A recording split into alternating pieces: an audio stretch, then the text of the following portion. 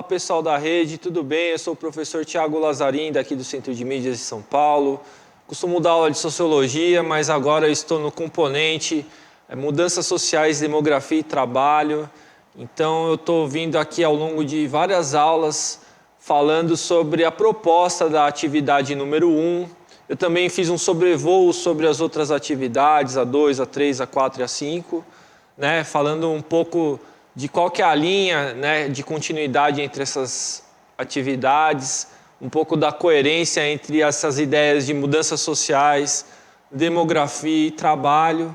Então agora eu vou retornar à atividade 1 para a gente desenvolver. Então eu já falei isso em outras aulas, a duração de cada uma das atividades é de 8 aulas. Então a gente tem as aulas de introdução, né? Daí outras aulas de desenvolvimento e no final mais 2 aulas de sistematização de tudo que foi visto ao longo desse período, né? Então, sendo assim, eu ainda estou no momento de esclarecer um pouco melhor a proposta pedagógica dessa atividade número 1, que é de mudanças sociais, demografia e trabalho. Então, essa proposta pedagógica, ela diz respeito particularmente ao conteúdo, né, que é de mudanças sociais, e esse conteúdo na prática, né? Então, tem a parte teórica e tem a parte prática. E aqui em Sociologia, um conceito que é muito importante para nós é o de praxis. Então, a gente tenta, de uma certa forma, articular teoria e prática. A gente tenta, por meio desse conceito aí de praxis, fazer com que aquilo que é teórico, os conceitos e etc., tenha uma utilidade, não uma utilidade prática apenas, mas seja palpável, seja algo que realmente acontece, que as pessoas possam ver realmente na sua vida, né? Na sua própria existência, nas suas relações. Então isso é importante porque isso pode acontecer também na sala de aula, tá joia? Então eu vou aqui começar a aula passando alguns pontos, alguns tópicos para vocês, tá certo? Então, vamos lá, apenas vendo um pouquinho. Isso daí eu tenho passado toda a aula e tenho deixado também no repositório do Centro de Mídias qual o detalhamento de cada atividade. Aqui nós estamos falando da habilidade da atividade, que é analisar e caracterizar as dinâmicas das populações, das mercadorias e do capital nos diversos continentes. E é uma habilidade bastante extensa, então eu deixei ali uns 3 pontinhos, porque é só para vocês se situarem, tá joia? Mas são questões importantes que a gente trabalha nessa habilidade aí, principalmente a questão do trabalho e do deslocamento, né, dos fluxos de povos, tá joia? Em seguida, pessoal, eu vou agora então já entrar na aula mesmo, tá joia? Então vou recordar junto com vocês, anteriormente foi proposto desenvolver uma reflexão sobre mudanças sociais baseadas em ideias constantes no livro O Mestre Ignorante, de Jacques Rancière, a respeito da desigualdade entre professor e estudante na escola e sua relação com a desigualdade na sociedade de um modo geral. Hoje, iremos aprofundar nossa compreensão sobre o assunto a partir de sugestões de atividades. Então, pessoal, a ideia é a seguinte: a gente vai fazer esse aprofundamento porque a gente quer chegar num lugar, né? Ou então, não que a gente queira chegar num lugar determinado, mas a gente tem um propósito, tá certo? E esse propósito pode ser simplesmente fazer com que as pessoas pensem, fazer com que as pessoas até se percam até das suas referências. Então, não um lugar exato, mas a gente tem um sentido para aquilo que a gente está fazendo. Esse sentido é justamente de promover esses deslocamentos entre o professor e o estudante. Então, o objetivo, por enquanto, é fazer com que os estudantes eles sejam críticos e reflexivos em relação aos papéis que eles desempenham na escola, em relação ao professor também, e problematizar as desigualdades que eventualmente possam existir entre os professores e os estudantes.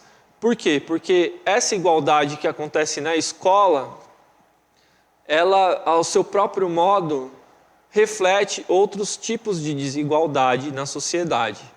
Eu não estou dizendo que a escola é simplesmente ou somente um reflexo, por exemplo, das relações econômicas, das relações políticas, meramente isso. Não, a escola é um lugar que a gente também aprende, a escola é também um lugar que a gente dá sentido à vida. Então, a gente sabe muito bem, né, que, pelo menos no senso comum, os professores são valorizados, dizendo, olha, o professor transformou minha vida, e etc, etc. Isso os estudantes falando, alguns estudantes com os quais eu tive contato, né, também. E eles são gratos pela escola, pela educação, e a escola às vezes também oferece escolhas, oferece um horizonte para que o estudante possa significar sua vida. Ou seja, a escola ela é muito boa, né? Eu não estou dizendo que a escola é ruim, que ela só reproduz a desigualdade, mas existem muitas teorias sociais que afirmam que a escola tem os seus problemas, porque, afinal de contas, a escola existe dentro da sociedade.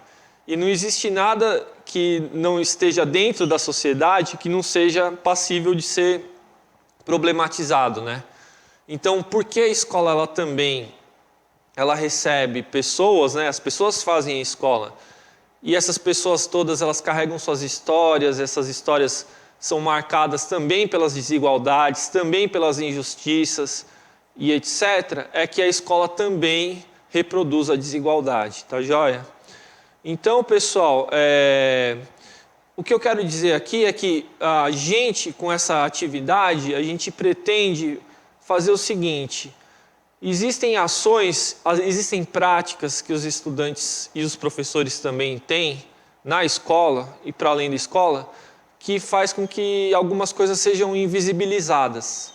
Que coisas são essas? Por exemplo, os lugares das pessoas, né? Então, infelizmente, enquanto eu estive na escola, eu agora estou aqui no centro de mídias, mas eu permaneci muito tempo na escola, eu via que os funcionários da escola, as pessoas que executavam serviços de limpeza, etc., elas nem sempre eram muito visíveis aos olhos dos estudantes, ou que os estudantes também tinham algum preconceito com o professor, e o professor também, né? Porque todos nós somos seres humanos, então existem alguns preconceitos que professores e estudantes carregam consigo e se baseiam em rótulos, em classificações. Os estudantes percebem, talvez, os professores, às vezes, ou como pessoas que não estão reconhecendo o seu valor como estudante e vice-versa. Então, existem esses conflitos que são naturais também que aconteçam na escola, e essas são questões sensíveis também. E existe também uma soma de relações que estão para além da escola, que fazem com que esses rótulos sejam reforçados, né? Então, o professor é isso, o estudante é aquilo, quando na verdade esses rótulos eles não servem muito para dizer aquilo que nós somos e o que nós fazemos na escola. Então, esse exercício de deslocamento, ele, para além disso tudo que eu falei, ele propõe problematizar esses lugares sociais que existem, né? Do professor, do aluno, na escola e para além da escola também. Então, é possível que o professor ele não seja só aquilo que o senso comum diz, ou que a mídia diz, ou que esses preconceitos todos que são reforçados em diversos lugares, até mesmo na família, eles continuem acontecendo. Então, os professores sofrem com rótulos, os estudantes sofrem com rótulos, para o bem e para o mal, né? Existe um ideal de professor, existe um ideal de estudante, o estudante associado com a juventude, o professor associado com a velhice, e etc, etc, sendo que nada disso é uma verdade absoluta. E a escola é justamente esse lugar que pode proporcionar um outro olhar a respeito dessas questões todas que foram colocadas aqui, né? Então, sabendo disso tudo que eu falei, é que pode acontecer na prática escolar algum tipo de exercício de deslocar esses olhares, né? E esses exercícios, eles consistem em, por exemplo, fazer com que o professor ele seja despojado dessa aura que ele carrega consigo de mestre, né? Ou então do detentor do conhecimento, do saber, da pessoa que ilumina as outras. Esse é o tipo de convenção do professor tradicional, da escola tradicional. Ou que o estudante ele seja um mero receptáculo do conhecimento do professor. Essa também é uma visão já bastante antiga e talvez inadequada nos dias atuais, né? Mas também houve todo um movimento pedagógico, daí eu me refiro à escola nova e etc., que fez com que houvesse uma mudança de visão em relação ao estudante, ao professor, e daí se inverteu completamente. Por exemplo, o estudante ele não precisa em nada do professor, porque o que o professor tem que fazer é justamente olhar para o estudante e apenas isso, e o professor então ele não tem um papel de transmitir conhecimento. Tudo isso é passível de ser problematizado. Pode haver um meio termo entre essas posições todas que eu estou falando para vocês, mas de qualquer forma, o que está em jogo aqui é a questão de que o estudante e o professor eles podem sim mudar sua visão um sobre o outro ou sobre si próprios, na medida em que o próprio ambiente escolar ele é alterado, ele é modificado. Então, vou passar mais um slide para vocês, dizendo o seguinte, olha só, o mito pedagógico. Uma vez que a nossa educação deve pressupor a igualdade de inteligência entre todos e de acesso às condições de aprendizagem a todos, seria necessário inverter a lógica do sistema explicador que separa o conhecimento do professor do conhecimento do estudante.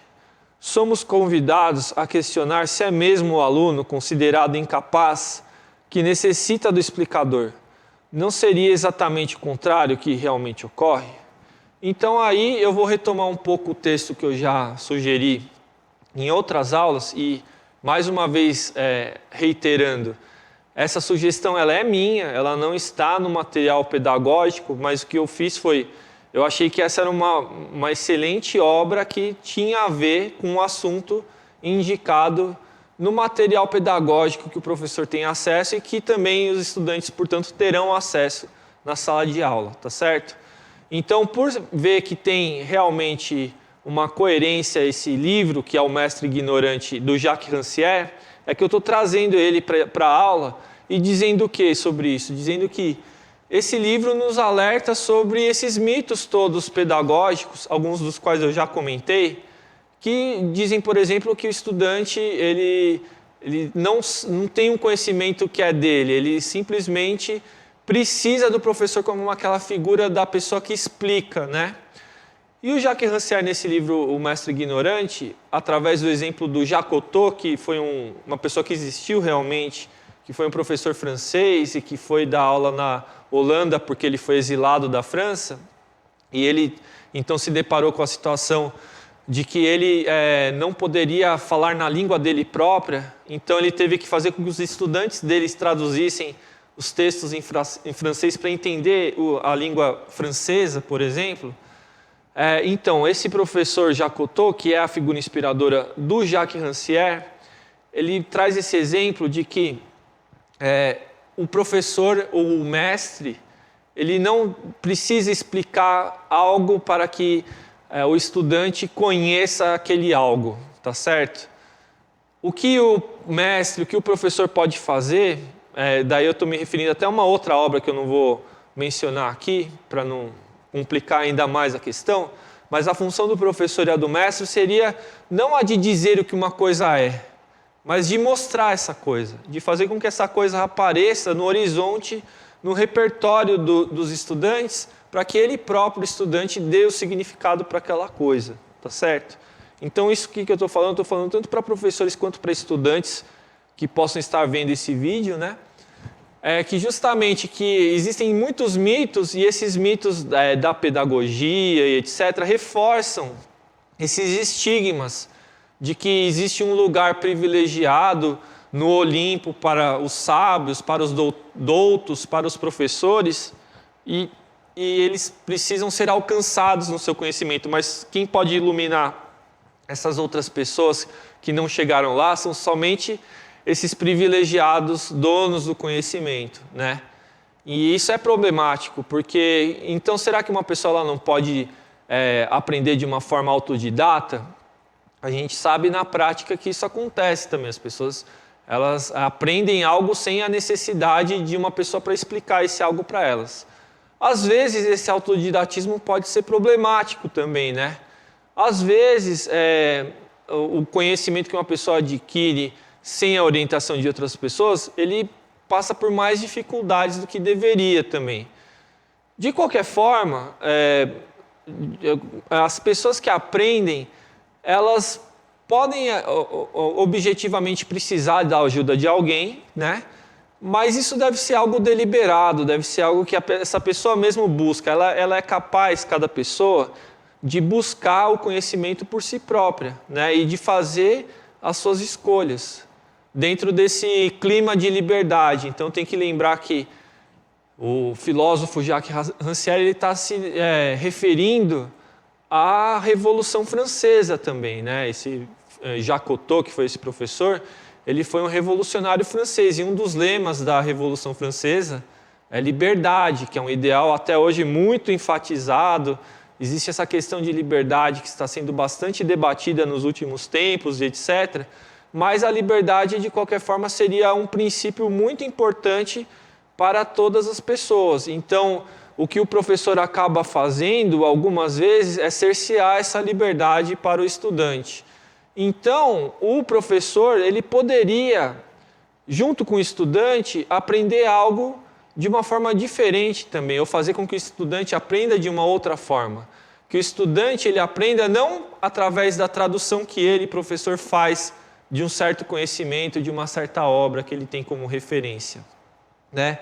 Esse professor, ele pode fazer com que o estudante ele aprenda de uma forma completamente diferente, que é justamente a de valorizar o conhecimento desse estudante e, valorizando esse conhecimento, fazer com que esse estudante ele se sinta, vou usar uma palavra que está na moda aí, talvez não seja mais apropriada, empoderado, né? Então o estudante ele se sente empoderado porque o professor também ele legitima esse conhecimento que o estudante tem. Nesse sentido, pessoal, é que existe essa proposta dessa atividade que faz com que os estudantes experimentem essas possibilidades de deslocamento. Então, o estudante que uma vez estava sentado, silencioso, às vezes nem tão silencioso assim, né? A gente sabe que existe uma certa baguncinha na sala de aula, mas o estudante que está lá, que ele não é em estado a se pronunciar, a falar, ele está lá mais para aprender do que para se expressar, vamos dizer assim. Aquele estudante ele pode ser retirado desse lugar e colocado no centro das atenções, ou esse centro ele pode ser justamente disperso, né? Quer dizer, não vai ter mais centro. A gente pode fazer uma aula com uma outra dinâmica. Então, em vez do professor ficar no centro das atenções ou um estudante, a gente pode fazer uma roda com as carteiras, ou então fazer com que as pessoas mudem os seus lugares. O professor pode sair de onde ele está e ir para um outro lugar, ou que os estudantes mesmos eles consigam pensar numa outra forma de organizar a sala de aula.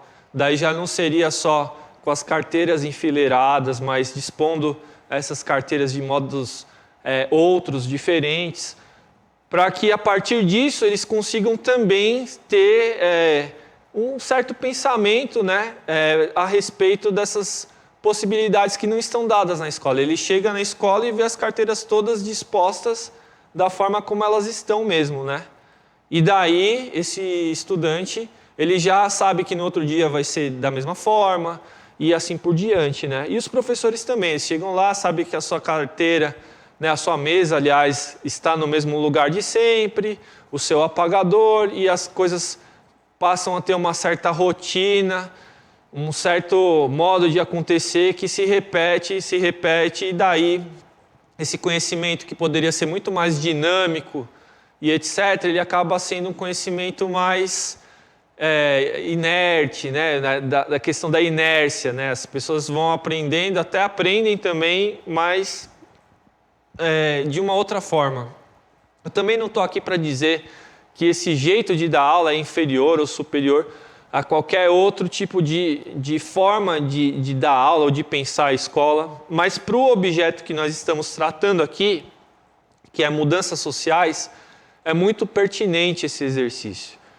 E é por isso que eu venho falando ao longo dessa aula inteira sobre essas formas de aprender, tá certo? A gente pode aprender no livro por si próprio o que é mudança social, mas a gente pode também aprender com as outras pessoas algumas formas de deslocar esses olhares, né? De desnaturalizar também. Então, essa desnaturalização faz parte desse processo de entender o que significa uma mudança social. Isso por si só não é uma mudança social, o professor mudar de lugar com o estudante, nem nada disso. Mas esse tipo de prática, esse tipo de exercício, enfim, esse tipo de atividade, faz com que esses pensamentos todos eles comecem a mudar um pouquinho. Esse pouquinho apenas que pode ser deslocado já faz uma grande diferença, né? Então, pessoal, é mais ou menos essa ideia. Eu vou continuar, vou passar um outro slide.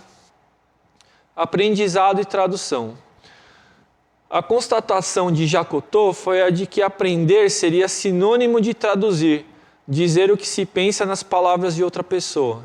Para isso, os alunos não deveriam se basear apenas na tradução que o professor faz de um texto, segundo sua exata explicação.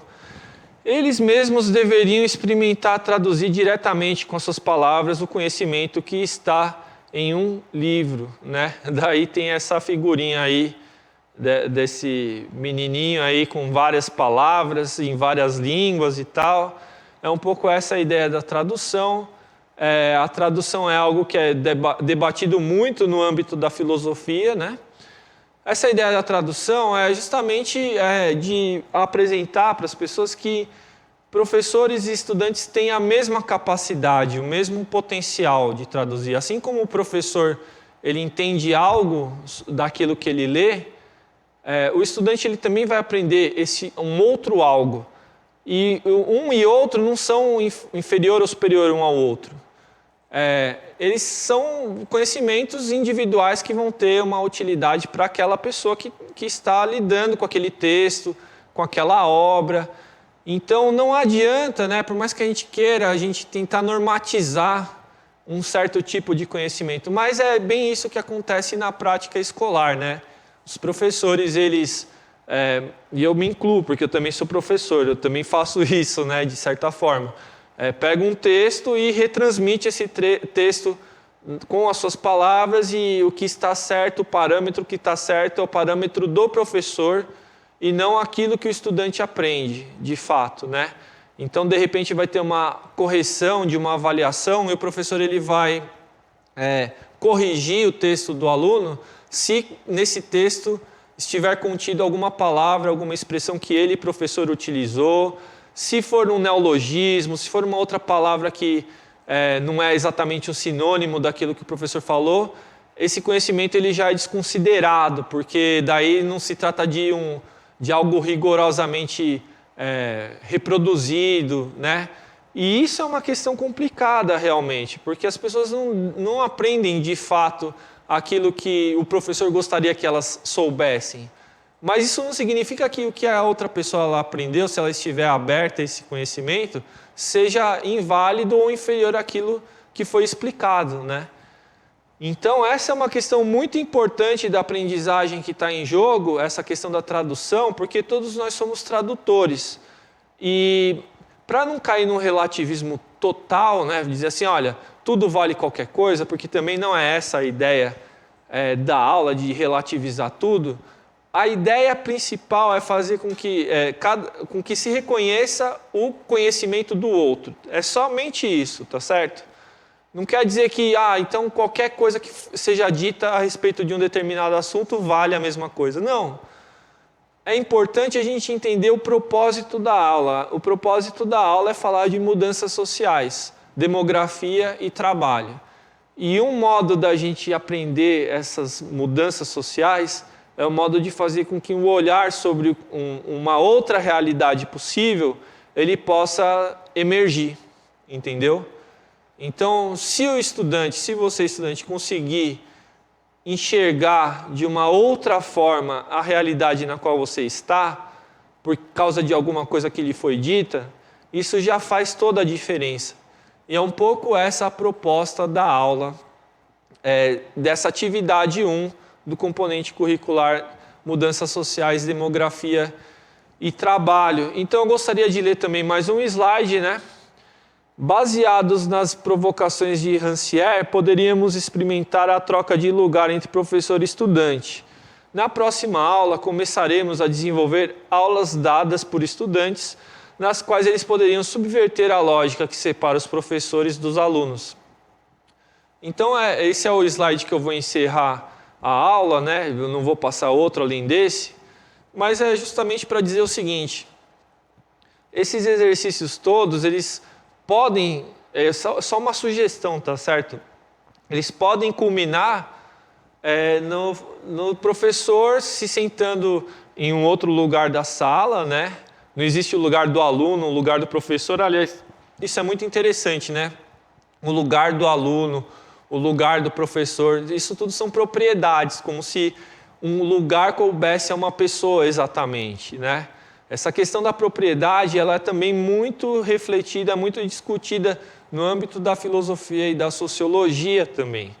Então, assim como são propriedades, esses predicados, essas qualidades que são atribuídas aos estudantes, aos professores. O estudante é jovem, o professor é velho.